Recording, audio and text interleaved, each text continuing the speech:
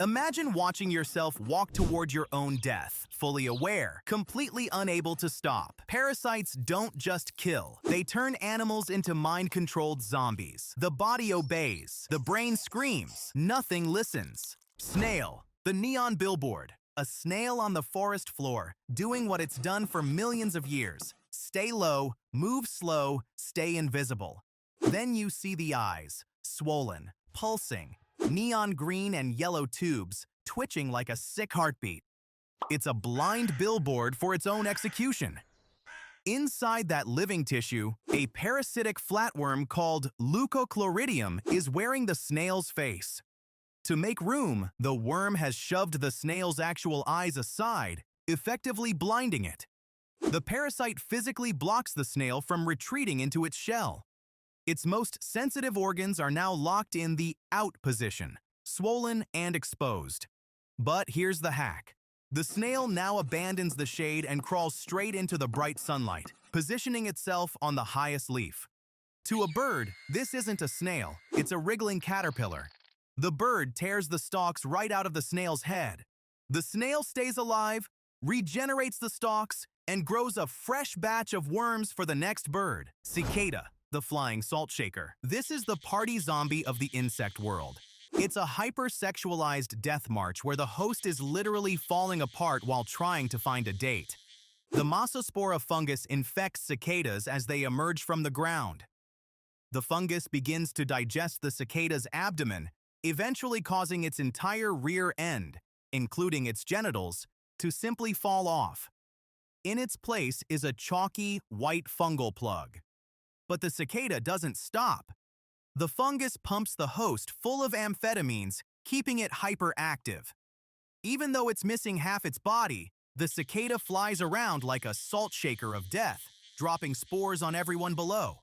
The fungus even manipulates the males to flick their wings like females, attracting other males to attempt mating. When they do, they don't find a partner.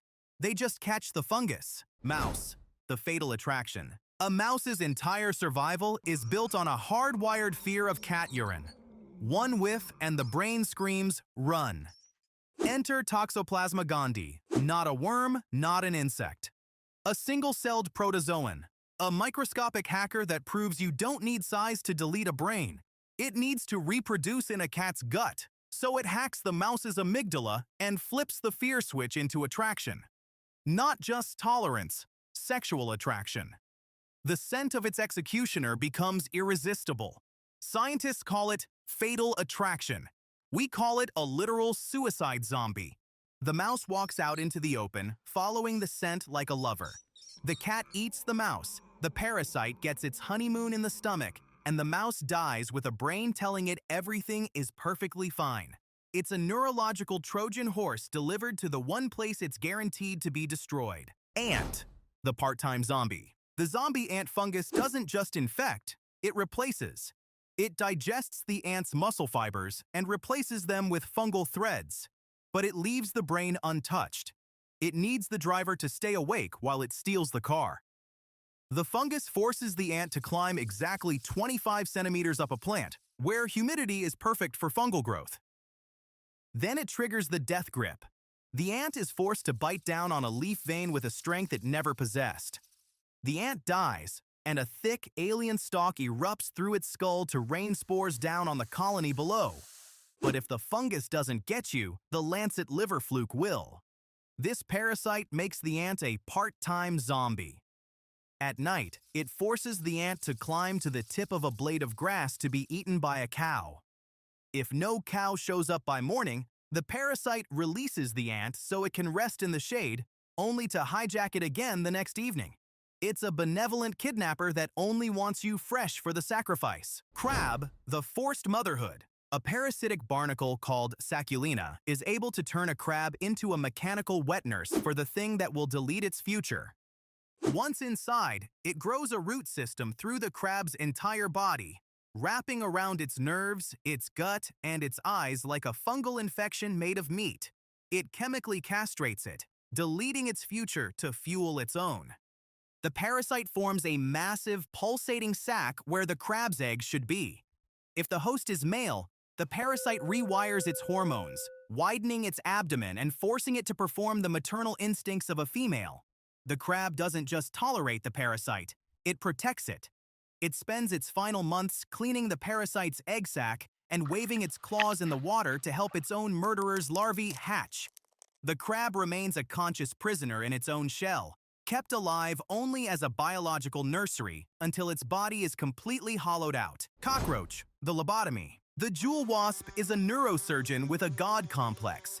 It delivers a precise sting through the cockroach's head directly into its brain, specifically targeting the nodes that control the escape reflex. It's a biological lobotomy. The cockroach can still move, but it has lost the will to do anything. The wasp bites off the cockroach's antennae to drink its blood and then leads it by the remaining stumps into a hole, like a dog on a leash. The cockroach sits there, perfectly docile, while the wasp lays an egg on it.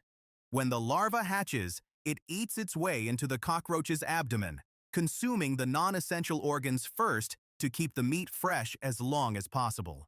The cockroach is a living, breathing pantry that has forgotten how to run away. Grasshopper, the suicidal diver. Grasshoppers are built for dry land. Falling into water is a death sentence, unless they're carrying a horsehair worm. This parasite can grow up to 30 centimeters inside the host's tiny body, uncoiling like a living garden hose. As the worm matures, it releases chemicals that sabotage the grasshopper's vision, making it perceive light reflections on water as a destination rather than a danger. Driven by a thirst it can't explain, the grasshopper marches to the nearest pool and jumps in. As the host drowns, the worm uncoils and erupts from the grasshopper's rear end, slithering into the water to find a mate. The grasshopper is left behind as an empty, sinking husk. Spider, the bunker builder. When a Zatapoda wasp stings a spider, the craftsman becomes a slave. The wasp glues an egg to the spider, and as the larva grows, it injects a cocktail that overwrites the spider's web-building.x.